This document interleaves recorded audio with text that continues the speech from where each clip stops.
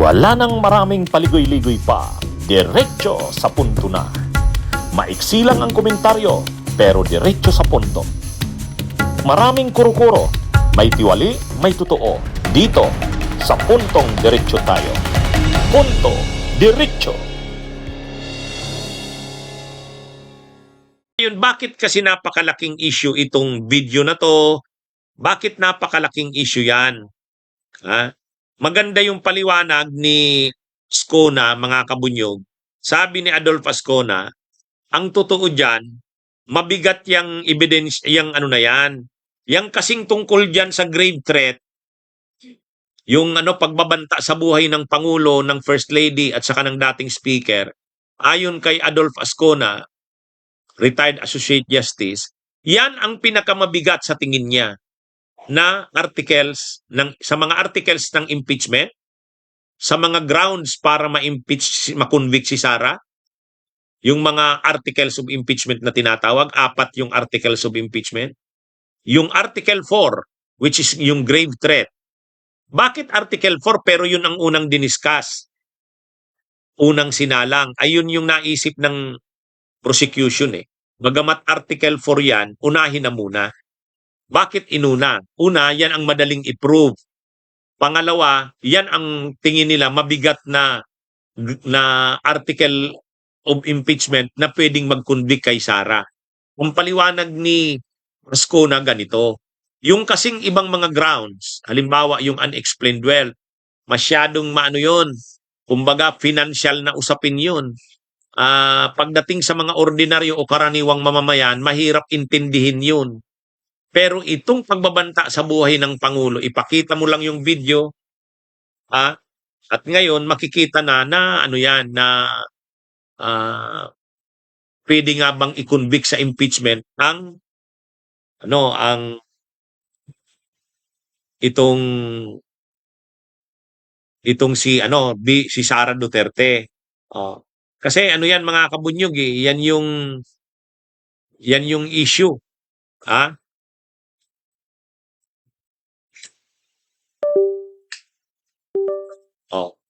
Kaya ito, kumbaga ang inaano dito ni Adolf Ascona, mas madali kasing patunayan, mas madalian niyang patunayan yung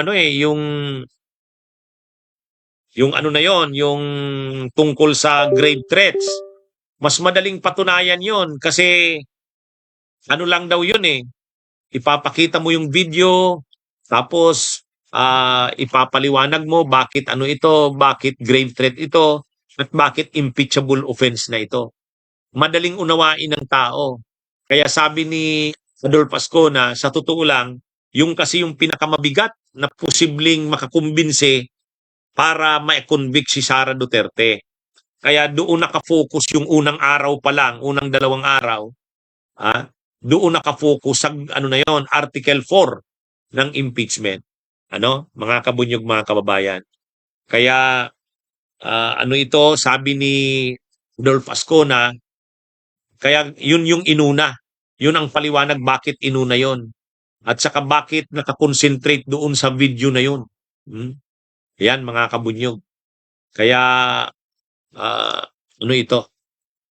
Panuorin natin yung buong interview kay Narbasa kasi magaling yung talaga yung mga paliwanag niya. Ito nga pala si Senador Ping Lacson, mga kabunyog. Grabe yung patama kay Cayetano. Naano nyo ba yon? Grabe yung patama niya kay Cayetano eh. Tungkol saan? Sabi ni Ping Lacson, I commend my fellow senator judges for keeping our cool and not engage a colleague who has been lecturing us since day 1 of the impeachment trial, as if being not members of the bar, we will be less judicious in rendering fair judgment. Alam na natin ang pinapatamaan dito. Si Cayetano ito.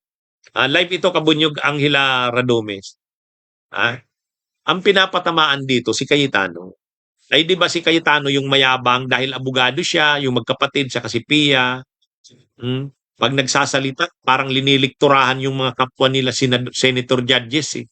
Ang sabi ni Senador Ping Lacson, saludo siya sa mga kasamahan niyang mga senator judges. Kasi, kumbaga nagpapasensya.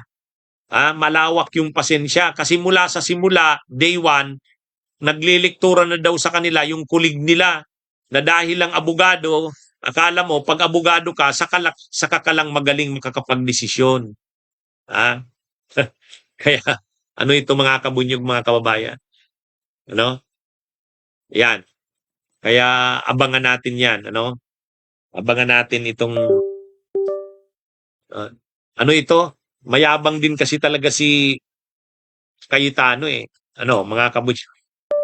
Akala mo dahil abogado siya, abogada rin yung kapatid niya, yung dalawa kung makapagliktura, yan?